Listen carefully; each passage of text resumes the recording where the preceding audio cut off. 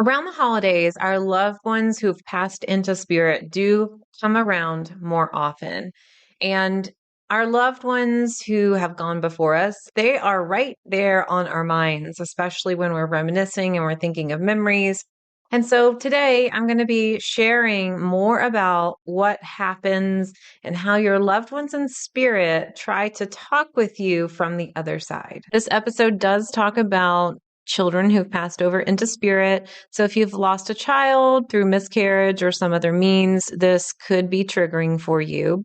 So I wanted to just make sure you knew about that before you listened. I'm going to give you a lot of information about what is going on the other side with our loved ones and how we can communicate with them.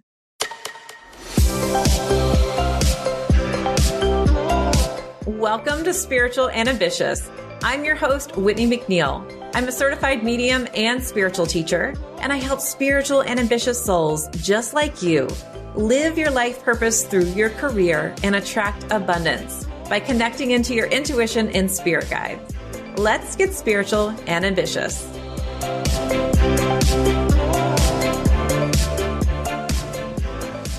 Before we dive in, I want to give a shout out to Gav Lyons over in Australia. Thank you for all you do for the listeners. I am so grateful. Thank you so much for sharing your review and your experience of the podcast. If you'd like a shout out, then you can review the podcast. I'll put the link to it in the show notes. So let's go ahead and get started before we officially get right into the topic. You can probably hear me shuffling some cards. So the first card I have here is a card of the channeler. Your body is intuitive. Listen to it. And the next card is your higher self. I'm seeing the higher self theme come up more and more in my readings that I'm doing on the podcast and the readings that I do in my program. So this is something that is really important right now. Listen to your body. It is giving you a story. It is telling you what is okay, what is not okay, what is working for you, what is not working for you. So many times we ignore what our body is saying, and our body is an intuitive tool. So go ahead and listen to it. Okay. So how to talk with your loved ones in spirit. What do they say to you from the other side? My tagline for the longest time was, you can still talk with your loved ones in spirit. You just have to change the way you listen. They still talk to you. We just have to perceive their messages differently. So when they were living on the earth plane, right? They're talking to you. Well, they're still doing it on the other side. It's just we might not be able to hear with our physical ears all the time. And that is why it's really important to develop your intuition, because you can perceive your loved one in spirit's messages through your clairvoyance, clairaudience, claircognizance, and clairsentience. And that is the biggest way they communicate with you. They also communicate with you through dreams, and they also communicate with you through tangible signs. So I tend to see that men who've passed over into spirit, generally older generations, will usually send coins as a sign that they are around. I don't know why it is this gender. It just is. I have seen it more so often. Now, is it exclusive to the male gender? No, it's not. I'm just seeing it more and more. As our culture is becoming more progressive, this may change as more people are identifying as different genders. But so far, this is one of the historical patterns I'm seeing. Oftentimes, females, especially those who are older than us, who've passed over into spirit, I will oftentimes see signs of butterflies, more so yellow butterflies. And I will also see signs of flowers.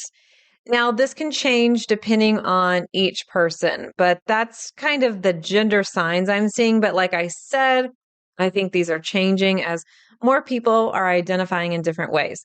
One of the things that I did want to share is when we see signs, they can certainly send us a variety.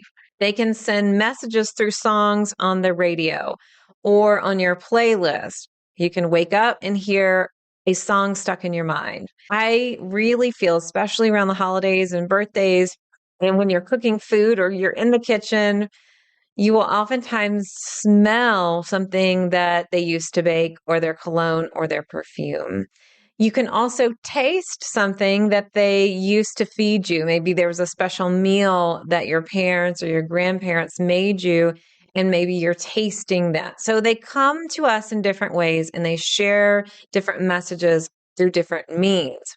And one of the best times they come around are when we are celebrating something extremely exciting, when the family's getting together, or in our times of grief and when we're really sad.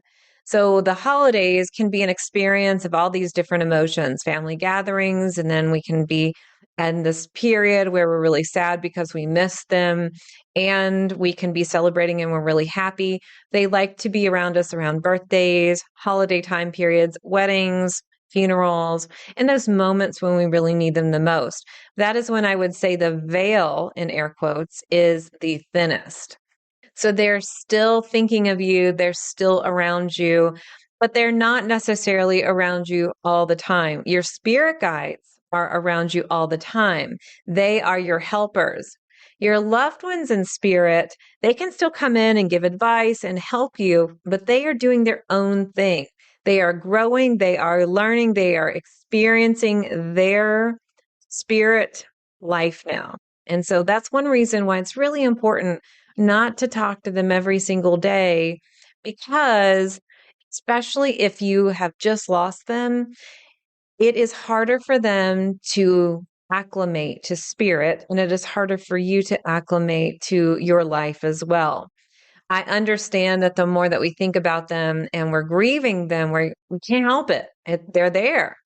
However, we do need some time where they can acclimate and get used to their new way of living without a body. And we also have to get used to this space that we now have because of their physical presence leaving. Their spiritual presence can still be here. So sometimes people say to me, can my loved one in spirit talk to me right after they pass? And my answer is yes and no. It really depends. If a loved one in spirit has passed very traumatically or unexpectedly, sometimes they need to go through a processing state or a healing state where they're not able to immediately come back and communicate. So they may need to take a little while to fully accept the process and what's happened. They also will have to acclimate to their spirit body and learn how to communicate with people who are still living. So it could be very traumatic. However, I have seen people communicate immediately and then take some time to process. Now, I have also seen people immediately be able to communicate, and usually this is when someone is expecting a passing or is not emotionally charged when they're passing. So, for instance, someone who has had a chronic disease or someone who passed of an older age, they may be able to come back immediately. So it's really up to the spirit if they're able to do this. Now, if you're in a highly emotionally charged space where you are grieving, it is going to be really tough for you to even receive their messages because your grief, your sadness acts as a barrier around you. And so it's really hard to get any kind of clarity. So I always recommend to wait for some time. Wait about 3 months or so before you're trying to communicate with them on a consistent basis.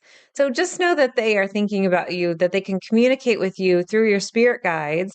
And that's a great way to utilize this. You could say, hey, could you please get a message to my loved one who's crossed over into spirit and let them know XYZ? Your loved ones can also give you messages through your spirit guides as well. It doesn't mean that they won't come in and communicate with you on their own. I just wanted to let you know the ins and outs. Now, some people will say, well, if they're not able to communicate with me, have they reincarnated? Is that the reason? And I'll answer that after this quick break. If you're a spiritual and ambitious soul who wants to live your life purpose through your career and is looking for a way to stay aligned to your intuition, your spirit guides, your life purpose, and your manifesting abilities for abundance, then I want you to listen in. I would love to invite you to apply for my Aligned Spiritual Mentorship Program.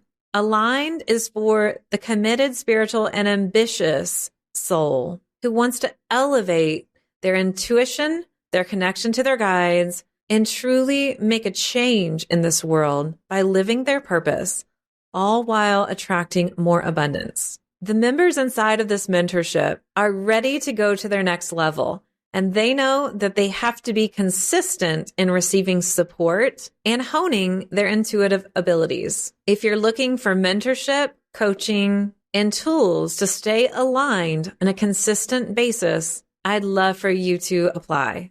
Each month, I get to channel messages, work with members inside of my hot seat coaching sessions to help them move past their blocks, answer their questions, and we have a spirit surprise. We've had guest experts about all different spiritual topics with live sessions, workshops with me, training, and even surprise readings. I like to say that Aligned is like a spiritual buffet.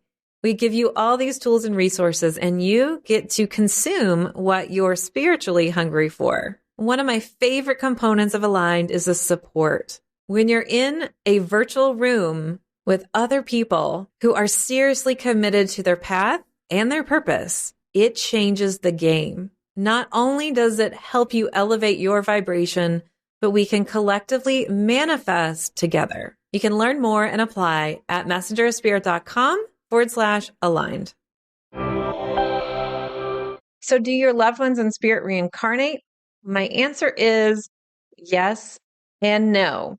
Normally speaking, I will see people reincarnate decades, even a century after they've passed. So normally speaking, you'll be able to communicate with your grandparents and your great-grandparents, but that's not the rule for everyone. The times I normally see someone choosing to reincarnate more quickly are children. When children pass over into spirit, I normally will see them try to reincarnate very quickly if they feel they are going to try to come back and be birthed into that same family. So if someone has lost a child due to a miscarriage or some other means at the point of pregnancy, then normally speaking, it is not uncommon for that same soul to try to come through again. This doesn't happen all the time, but I have seen it a lot. That soul, though, can then choose not to reincarnate, and they needed to experience the process just for their own soul growth and learning. And they needed you to experience that process for them as well. So sometimes we have a contract with a soul that just comes in for pregnancy and then leaves. And that is a lesson in some way, shape, or form that shapes our individual personalities. And the soul is then learning on their end as well. I also see children in the spirit world growing up.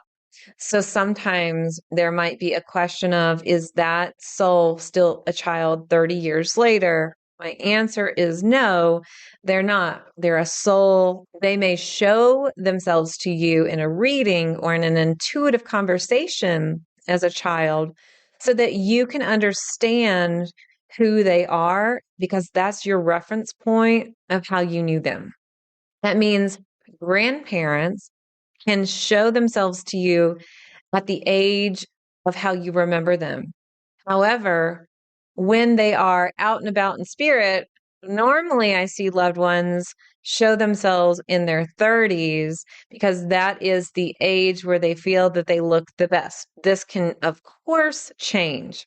But if I'm giving a reading to someone, I'm calling in their grandmother named Abigail, and then I describe to them how they look in their 20s or 30s, well, they may go, yeah, I had a grandmother named Abigail, but I don't know why she's showing you herself in that age range because I didn't know her then.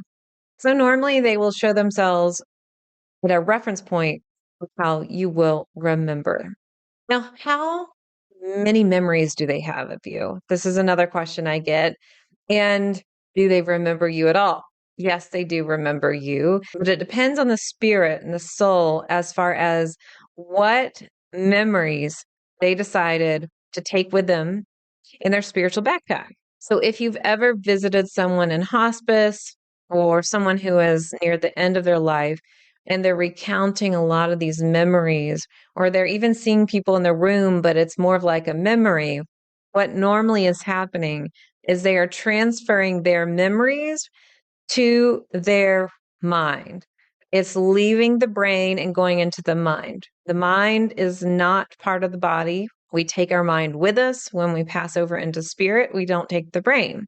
So they're transferring these memories there. Honestly, we don't need all the memories. We need the highlights. So if I were to tell you, I want you to watch this movie, and then, I don't know, let's say 30 years later, 70 years later, 80 years later, I want you to tell me your favorite parts of that movie you watched one time. You probably wouldn't remember all the details.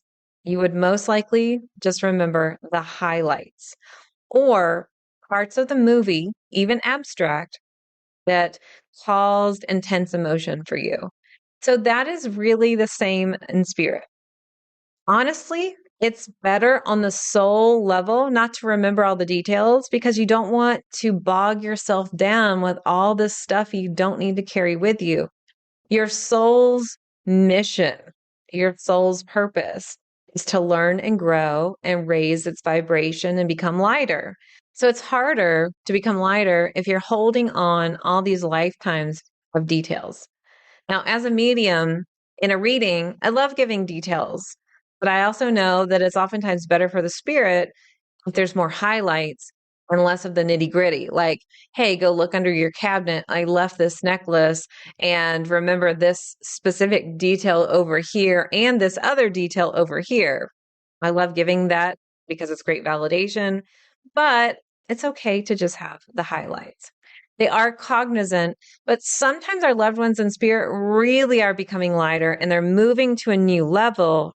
And when we're moving to a new level, they don't often keep the same personality when they're really advancing to new levels and new heights of their vibration.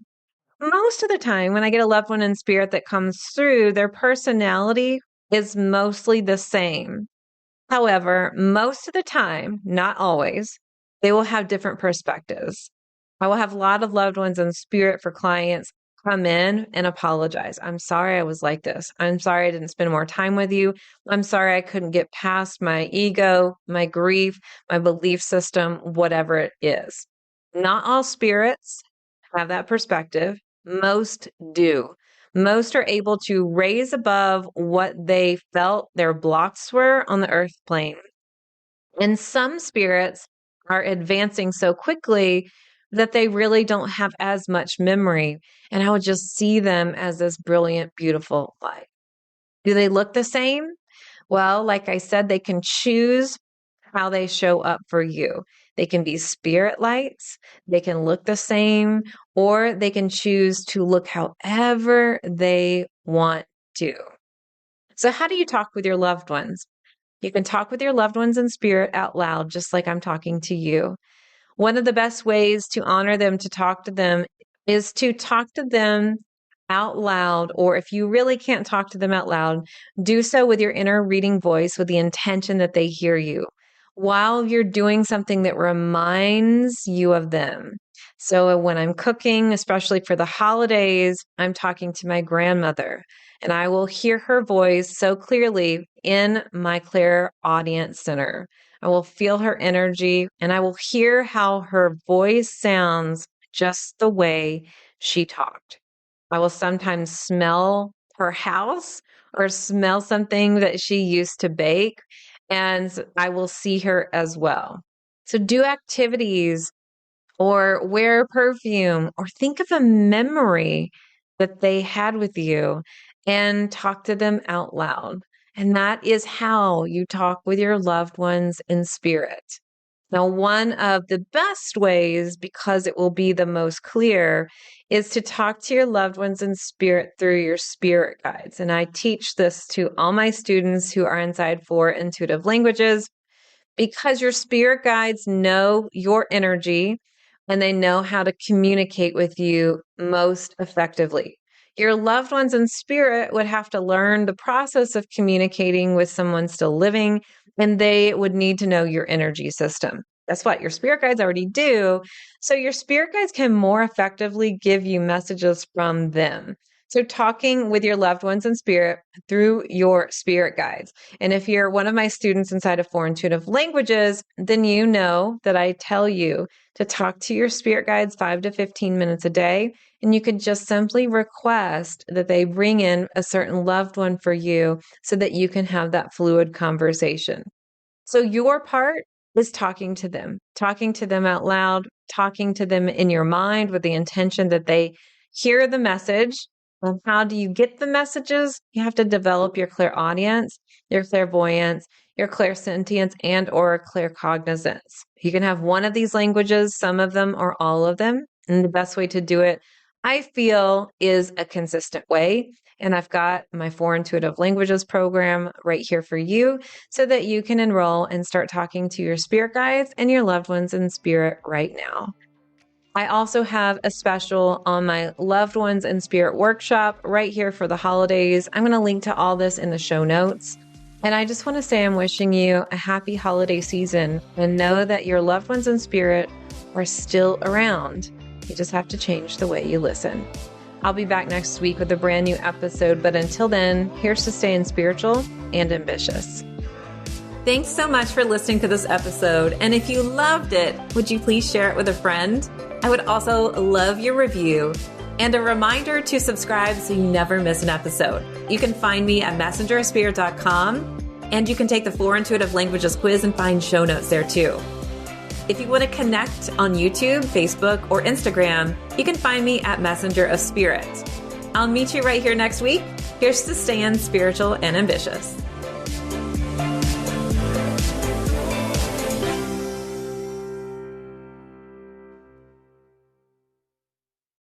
This podcast is part of the Sound Advice FM network. Sound Advice FM. Women's voices amplified.